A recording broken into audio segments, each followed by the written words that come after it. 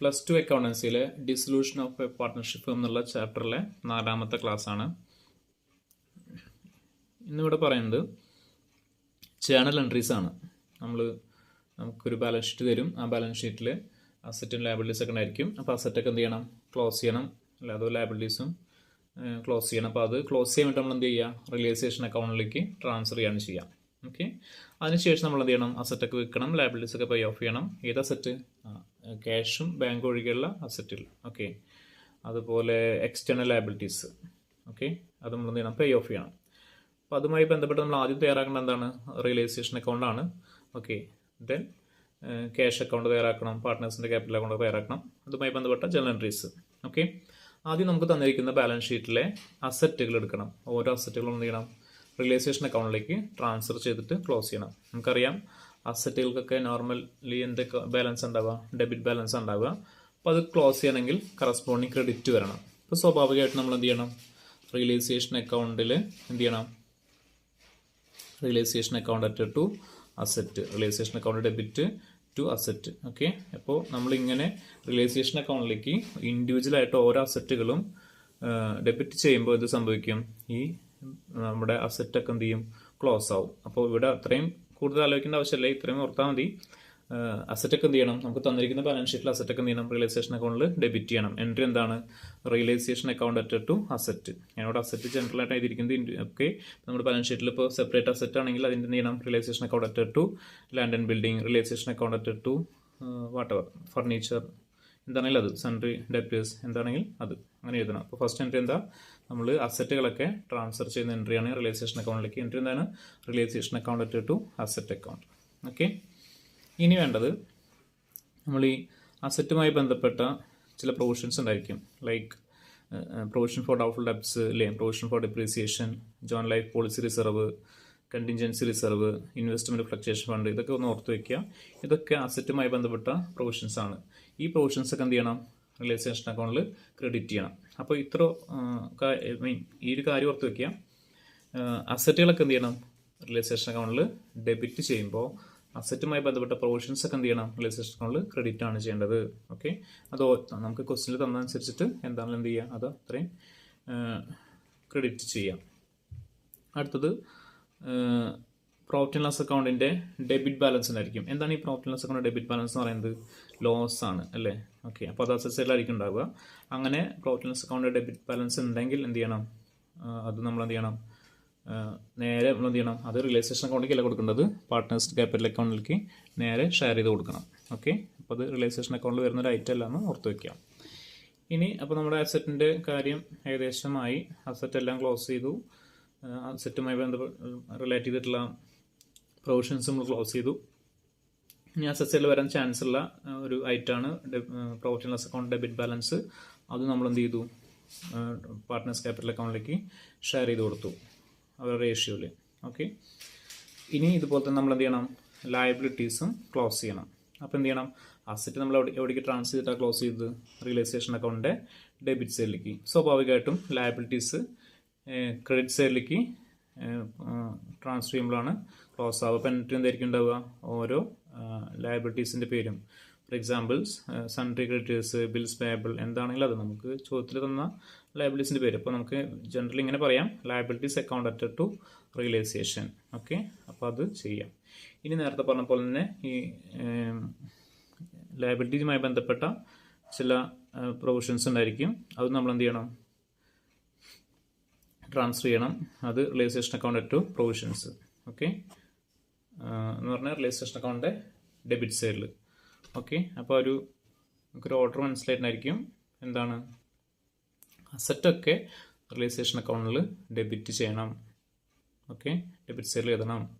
അസറ്റുമായി ബന്ധപ്പെട്ട പ്രൊവിഷൻസൊക്കെ റിയലൈസേഷൻ അക്കൗണ്ടിൻ്റെ ക്രെഡിറ്റിൽ എഴുതണം. ഓക്കെ, ലയബിലിറ്റീസൊക്കെ എവിടെ എഴുതണം? റിയലൈസേഷൻ അക്കൗണ്ടിൻ്റെ ക്രെഡിറ്റ് സൈഡിൽ എഴുതണം. ലയബിലിറ്റിയുമായി ബന്ധപ്പെട്ട പ്രൊവിഷൻസൊക്കെ റിയലൈസേഷൻ അക്കൗണ്ടിൻ്റെ ഡെബിറ്റ് സൈഡിൽ എഴുതണം. ഓക്കെ, ഇനി നമ്മൾ പ്രോഫിറ്റ് ആൻഡ് ലോസ് അക്കൗണ്ടിൻ്റെ ക്രെഡിറ്റ് ബാലൻസ് അതുണ്ടായിരിക്കും, അല്ലെങ്കിൽ റിസർവ് ഫണ്ട് എന്നുള്ളതൊക്കെ സാധനം ഇവിടെ ഉണ്ടായിരിക്കും, ഐറ്റംസ് ഒക്കെ ഉണ്ടായിരിക്കാം. ചിലപ്പോൾ നമുക്ക് തന്നിരിക്കുന്ന ബാലൻസ് ഷീറ്റിൻ്റെ ലയബിലിറ്റി സൈഡിൽ ഉണ്ടായിരിക്കാം. ഓക്കെ, അങ്ങനെയാണല്ലോ എന്ത് ചെയ്യണം? അത് ആ റേഷ്യോയിൽ എന്ത് ചെയ്യണം? റേഷ്യോയിൽ പാർട്ട്നേഴ്സ് നമ്മൾ റേഷ്യോയിൽ എന്ത് ചെയ്യണം, വീതിച്ചിട്ട് ഷെയർ ചെയ്തിട്ട് അവരുടെ ക്യാപിറ്റൽ അക്കൗണ്ടിലേക്ക് എന്ത് ചെയ്യണം, ട്രാൻസ്ഫർ ചെയ്യണം. ഓക്കെ, ഇതൊക്കെ ഞാനങ്ങനെ എൻട്രി പറഞ്ഞു പോവാണ്. പ്രോബ്ലം ചെയ്യുമ്പോൾ കുറച്ചും കൂടി ക്ലിയർ ആവും. ഓക്കെ, നിങ്ങൾ ജസ്റ്റ് എൻട്രി ജസ്റ്റ് നോക്കി വയ്ക്കുക, ജനറൽ എൻട്രീസ്. ഓക്കെ, ഇനി അടുത്തത് നമ്മൾ എന്ത് ചെയ്തു, അസറ്റും ലയബിലിറ്റീസൊക്കെ ട്രാൻസ്ഫർ ചെയ്ത് ക്ലോസ് ചെയ്തു. ഇനി ഇത് വിൽക്കണ്ടേ? ഈ അസറ്റ് വിൽക്കുമ്പോൾ എന്ത് എൻട്രി വരിക, cash account added to realisation account. നമ്മൾ അസറ്റ് വിൽക്കുമ്പോൾ എൻട്രി വരുന്നത് cash account added to realisation account. ഇനി ചിലപ്പോൾ ഈ അസറ്റുകൾ ഒരു പാർട്ട്ണർ ഏറ്റെടുക്കുക എന്ന് പറയും. ഇപ്പോൾ നമുക്കൊരു അസറ്റ് ഉണ്ടെങ്കിൽ, ഒരു മെഷീനറി ഉണ്ടെങ്കിൽ, ആ മെഷീനറി എന്താ വിൽക്കണ്ട, ഞാൻ എടുത്തോളാം എന്നൊരു പാർട്ട്ണർ പറയുകയാണെങ്കിൽ നമുക്ക് എന്ത് ചെയ്യാം, ക്യാഷിന് വരുന്നത് എൻട്രി വരിക പാർട്ട്നേഴ്സ് ഏത് പാർട്ട്ണറാണോ അത് ടേക്ക് ഓവർ ചെയ്യുന്നത് അയാളുടെ capital account letter to realisation account. അപ്പോൾ ക്യാഷിന് സെയിൽ ചെയ്യുകയാണെങ്കിൽ cash or bank account letter to realisation. അതല്ല ക്യാപിറ്റൽ അക്കൗണ്ടിലേക്ക് ഒരു പാർട്ട്ണർ ടേക്ക് ഓവർ ചെയ്യുകയാണെങ്കിൽ ആ partner capital account letter to realisation account എന്ന് വരും. ഓക്കെ, അതുപോലെ തന്നെ ലയബിലിറ്റീസ് പേ ഓഫ് ചെയ്യുമ്പോൾ എന്ത് വരും, ഇതുപോലെ തന്നെ realisation account letter to cash. Okay, ഇനി ആ ലയബിലിറ്റി ഒരു പാർട്ട്ണർ ഏറ്റെടുക്കുകയാണെങ്കിലോ റിയലൈസേഷൻ അക്കൗണ്ട് ലെറ്റർ ടു ആ പാർട്ട്ണറുടെ പേര്, പാർട്ട്ണറുടെ പേരെന്നല്ല, പാർട്ട്ണറുടെ ക്യാപിറ്റൽ അക്കൗണ്ട്. Okay, yes. ഇനി ഈ റിയലൈസേഷനുമായി ബന്ധപ്പെട്ട എക്സ്പെൻസുകളായിരിക്കും റിയലൈസേഷൻ എക്സ്പെൻസുകൾ. അത് എന്ത് ചെയ്യാം, എൻട്രി എന്താ വരിക, realisation account letter to cash, realisation account letter to cash. ഇനിയോ അല്ല, എന്താ പറയുക, റിയലൈസേഷൻ എക്സ്പെൻസ് ഒരു പാർട്ട്ണർ മീറ്റ് ചെയ്യുകയാണെങ്കിൽ, പാർട്ട്ണർ കൊടുത്തോളാം എന്ന് പറയുകയാണെങ്കിൽ എന്താ എൻട്രി വരിക, realisation account letter to partners capital account. Okay, ഈ ക്യാഷിന് പകരം ആ കൊടുക്കുന്ന ആളുടെ ക്യാപിറ്റൽ അക്കൗണ്ട് എഴുതിക്കുക, അത്രേ ഉള്ളൂ. ഓക്കെ, ഇനി ഇത് കൂടാണ്ട് നമ്മുടെ തന്നിരിക്കുന്ന ബാലൻസ് ഷീറ്റിൽ അസറ്റും ലയബിലിറ്റിയും കൂടാതെ അൺറെക്കോർഡ് അസറ്റും അൺറെക്കോർഡ് ലയബിലിറ്റീസ് ഉണ്ടെങ്കിൽ പുറത്ത്, ബാലൻസ് ഷീറ്റിന് പുറത്ത് അതിൽ അൺറെക്കോർഡ് അസറ്റ് അൺറെക്കോർഡ് ലയബിലിറ്റീസ് ഉണ്ടെങ്കിൽ എന്ത് ചെയ്യണം, അത് നമ്മൾ എന്ത് ചെയ്യണം, പേ ഓഫ് ചെയ്യണം. ഓക്കെ, അത് എന്ത് ചെയ്യണം, ഒരു അൺറെക്കോർഡ് അസറ്റ് ആണെങ്കിൽ എന്ത് ചെയ്യണം, cash account added to realisation account. Unrecorded liability ആണെങ്കിലോ realisation account added to cash account. ഇനി അൺറെക്കോർഡ് അസറ്റ് പാർട്ട്ണർ എടുക്കുകയാണെങ്കിൽ partners capital account added to realisation. ഇതൊക്കെ എൻ്റെ റിപ്പീറ്റേഷൻ ആണ്. ഓക്കെ, അതുകൊണ്ടാണ് വേഗം പറഞ്ഞു പോകുന്നത്. പിന്നെ ഒരു ലയബിലിറ്റി ഒരു പാർട്ട്ണർ പേ ഓഫ് ചെയ്യുകയാണെങ്കിൽ realisation account added to partners capital account. Okay, ഇനി ഇതെല്ലാം കഴിഞ്ഞ ശേഷം നമ്മൾ എന്ത് ചെയ്യണം, റിയലൈസേഷൻ അക്കൗണ്ട് ക്ലോസ് ചെയ്യണം. അപ്പോൾ എന്ത് ചെയ്യും, റിയലൈസേഷൻ അക്കൗണ്ട് ബാലൻസ് ചെയ്യുക, സാധാരണ അക്കൗണ്ട് ബാലൻസ് ചെയ്യുന്ന പോലെ ബാലൻസ് ചെയ്യുക. റിയലൈസേഷൻ ലോസ് വരാം, റിയലൈസേഷൻ പ്രോഫിറ്റ് വരാം.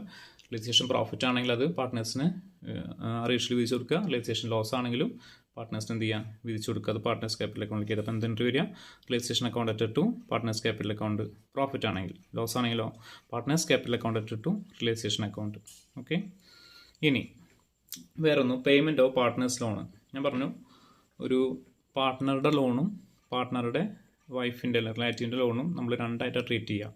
പാർട്ട്ണറുടെ ലോൺ നമ്മൾ എങ്ങനെ കണക്കാക്കുക, അത് പാർട്ട്നേഴ്സ് ലോൺ അക്കൗണ്ടിലേക്ക് എന്ത് ചെയ്യണം, ട്രാൻസ്ഫർ ചെയ്തിട്ട് വേണം കൊടുക്കാൻ. അപ്പോൾ partners loan account added to cash account എന്നാണ് അതിൻ്റെ എൻട്രി വരിക.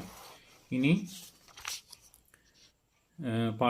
ഒരു പാർട്ട്ണറുടെ വൈഫിൻ്റെ ലോൺ ആണെങ്കിൽ എന്ത് ചെയ്യണം, അത് ഒരു എക്സ്റ്റേണൽ ലയബിലിറ്റി ട്രീറ്റ് ചെയ്യുന്നപ്പോൾ തന്നെ ട്രീറ്റ് ചെയ്യുക. അതിന് പ്രത്യേകിച്ചൊന്നും ആലോചിക്കേണ്ട ആവശ്യമില്ല. ഓക്കെ, ഇതിന് ശേഷം ഇത് നമ്മൾ ഇപ്പോൾ റിയലൈസേഷൻ അക്കൗണ്ട് കഴിഞ്ഞു. അതിന് ശേഷം നമ്മൾ എന്ത് ചെയ്യണം, ക്യാപിറ്റൽ അക്കൗണ്ട് സാധാരണ ക്ലോസ് ചെയ്യുന്ന പോലെ തന്നെ ക്ലോസ് ചെയ്യുക, ബാലൻസ് ചെയ്യുക. എന്നിട്ട് ഇത് വേണം, നമ്മൾ ബാലൻസ് ചെയ്യുന്ന സമയത്ത് ചില പാർട്ട്നേഴ്സ് എന്ത് ചെയ്യണം, ക്യാഷ് കൊണ്ടുവരാനായിരിക്കും ഉണ്ടാവുക. അപ്പോൾ അവരത്രയും ക്യാഷ് കൊണ്ടുവരണം. അതല്ല ബാലൻസ് എന്തെങ്കിലും ഉണ്ടെങ്കിൽ എന്ത് ചെയ്യാം, ചില പാർട്ട്നേഴ്സിന് അങ്ങോട്ട് കൊടുക്കാനായിരിക്കും, അത് അങ്ങോട്ട് കൊടുക്കുക, പാർട്ട്നേഴ്സിന് കൊടുക്കുക. എന്നിട്ട് നമ്മൾ ക്യാഷ് അക്കൗണ്ട് ഉണ്ടാക്കി അല്ലെങ്കിൽ ബാങ്ക് അക്കൗണ്ട് ഉണ്ടാക്കി കഴിഞ്ഞാൽ നമ്മുടെ ബാങ്ക് അക്കൗണ്ടിൻ്റെ ഡെബിറ്റ് സൈഡും ക്രെഡിറ്റ് സൈഡും ഈക്വലായിട്ട് വരും. അതാണ് നമ്മൾ ചെയ്യേണ്ടത്. പുതിയ ബാലൻസ് ഷീറ്റ് ഉണ്ടാക്കേണ്ട ആവശ്യമില്ല, അതറിയാലോ. ഓക്കെ, അപ്പോൾ ഞാൻ ജസ്റ്റ് എൻട്രീസ് വേഗം പറഞ്ഞു പോയെന്ന് മാത്രമേ ഉള്ളൂ. എൻട്രീസൊക്കെ എന്ത് ചെയ്യുക, നോക്കി വയ്ക്കുക. അടുത്ത ക്ലാസ്സിൽ റിയലൈസേഷൻ അക്കൗണ്ടിൻ്റെ ഫോർമാറ്റും അതിനുശേഷം നമുക്ക് പ്രോബ്ലംസ് ചെയ്തു തുടങ്ങാം. Okay, thank you.